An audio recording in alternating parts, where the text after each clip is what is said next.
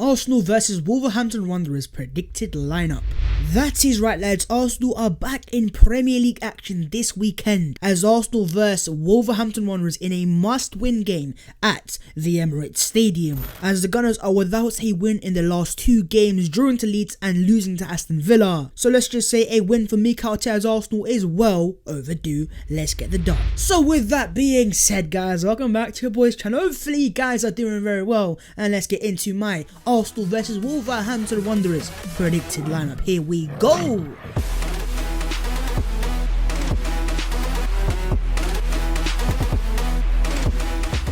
This video has been kindly sponsored by the guys at OneFootball, and if you don't know what OneFootball is, then it is time to listen up my guys. OneFootball is one of the best apps on the footballing market when it comes to staying up to date with the team news, transfer news, stats, and anything regarding your football club. OneFootball is, and I say is, the app for you, so download the app and the links are in the description below. While you're down there, smash a like on the video and don't forget to subscribe to the channel if you are new. We are 300 or so subscribers of 30,000, so please subscribe. Get in the comments and let me know your own personal predictions. But with that being said, Arsenal versus Wolverhampton Wanderers, the lineup, the formations, the tactics, the preview. Let's get into it. Here is my predicted lineup. First things first, the formation. This is very interesting because we're going to change it for the first time in our lives. No 4-3-3, no 5 at the back, no 3 at the back. We're going to go for a classic 4-2-3-1. In the past few games, Mikel Arteta has put his 3 in midfield to one side and the 3 at the back, and he's gone for a 4-2-3-1 in a game against Leeds, and of course in the Europa League where Arsenal got the dub 3-0. It was beautiful scenes. But most importantly, Mikel Arteta has gone back to a formation that worked for his side before the first lockdown, when Ozil was in a team and Pepe and co being the likes of Man United, Everton, Newcastle and co with this specific formation. Not only are we better in transitioning the ball, but overall more fluid, quicker, and it will play our best football in this current formation. We're going to go for a 4-2-3-1. In terms of the goalkeeper, it is very simple, it is very easy. It's Bernd Leno in goal. Again, this is not need to be talked about, debated, or anything whatsoever. We do not need a discussion to understand Arsenal's best goalkeeper is Bernd Leno. One thing that I will say though is right now there is quite a few Arsenal fans that are questioning the kicking of Bernd Leno, and for me I understand that, but in terms of overall goalkeeping ability, if it wasn't for him in that Leeds game, we probably would have lost that game 2-3-0. So let's put some respect on my goalkeeper's name. And let's move on to Arsenal's first centre back. The left side centre back is going to be Gabriel Magalhaes. Again, just like Bernd Leno, there is no need to have a discussion. Gabriel Magalhaes for me has been Arsenal's most consistent performer so far this season, and even in the last game where he looked a bit dodgy, he still looked pretty solid and very good as a centre back. There is no need to debate or discuss or whatever. I'm not going to ask you guys to go down to the comments, and if you are going to go down there, make sure to give my guy some appreciation for the Brazilian centre back. There is Gabriel Magalhaes starting for the Arsenal once again. And to partner him in the centre back role, it's going to be a full Brazilian connection. It's going for David Luiz. Again, for me, I don't have an issue with David Luiz right now. What I'm seeing right now from Luiz is a guy who is very good at playing the ball out of the back, and in certain games, dare I say, he is Arsenal's most creative player, and that is very sad to say, but it is the truth. Gabriel is still very young, he's still 22 years of age. He needs that experience next to him. Of course, both being Brazilian,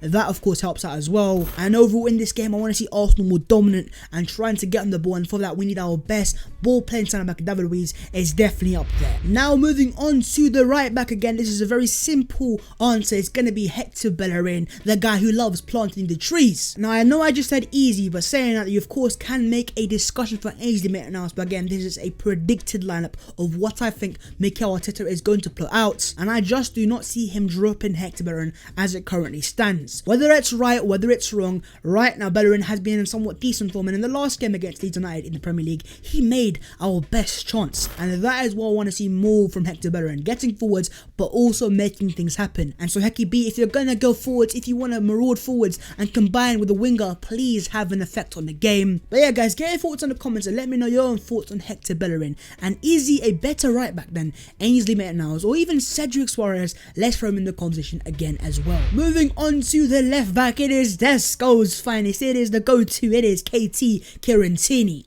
My Scottish brother that is off to the Euros. You know what, in the last game against United, this guy showed so many positive signs. Not only was he fantastic going forwards, providing us with Tesco's finest balls in the middle, but also in terms of playing out the back. The amount of times we'd give the ball to Tierney and he'd drive out and he'd be an outlet for the Arsenal playing at the back.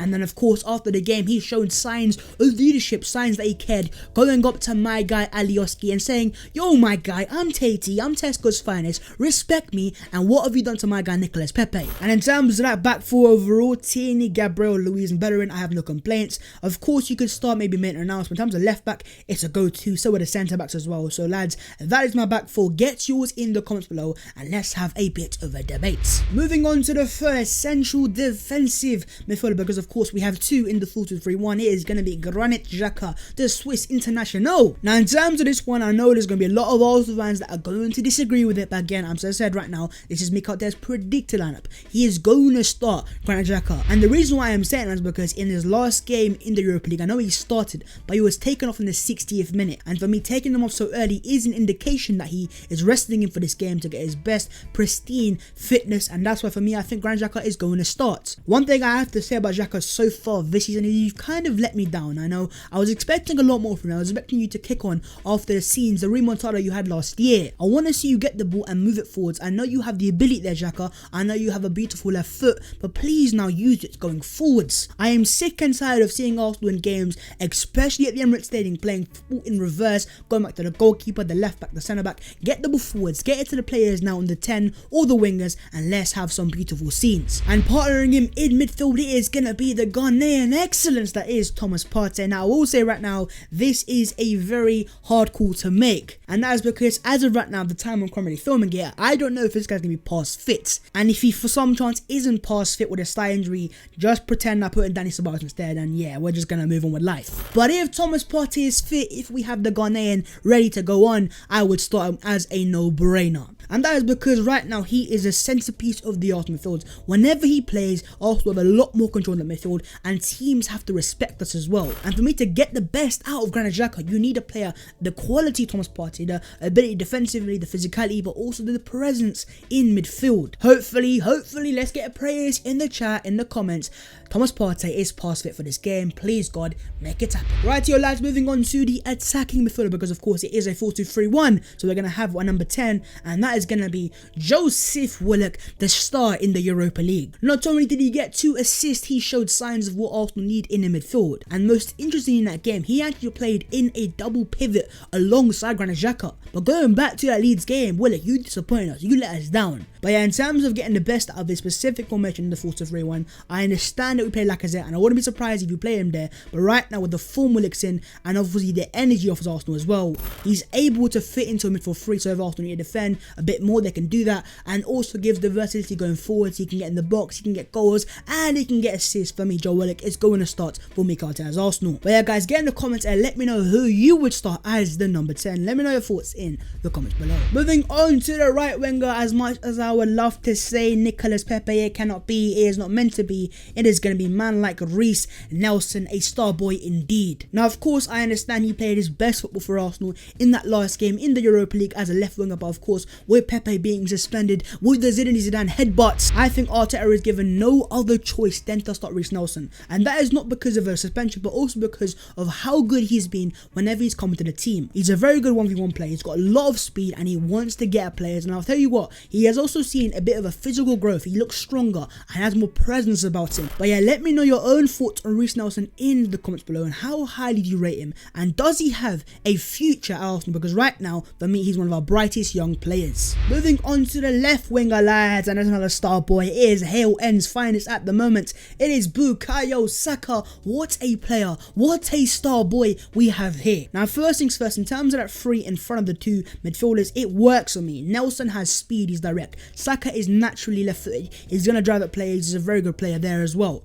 And also in Willock, you have a player that can give you the versatility, dropping into midfield, playing him for free, but also can get forwards and combine with the attackers. And in terms of Bukayo Saka, need I say anymore? He came off the bench against Leeds United, had the best chance in the game, he should have taken that, but overall had such a good impact. And there's so many times where he gets the ball and I get excited because I know this is a player that wants to make things happen. And so with us playing a full 2-3-1, it would be nice to see Saka play out wide and have a bit more freedom going forwards. But of course, get in the comments and let me know your own personal thoughts. Who would you start there? You've got Willian, Alexandre Lacazette, or someone else. Let me know your thoughts in the comments below. And moving on to the striker, the main guy is going to be Pierre-Emerick Aubameyang down the middle. Now I understand we played him down the middle in the last game against Leeds United and he didn't have the best of games, but even saying that, that was the most shots Aubameyang's had in the game, 3, since the start of the season. And so for me, I'd rather have Saka and Nelson providing natural with speed and being direct and doing their jobs, and then give the chances to Aubameyang, make chances for him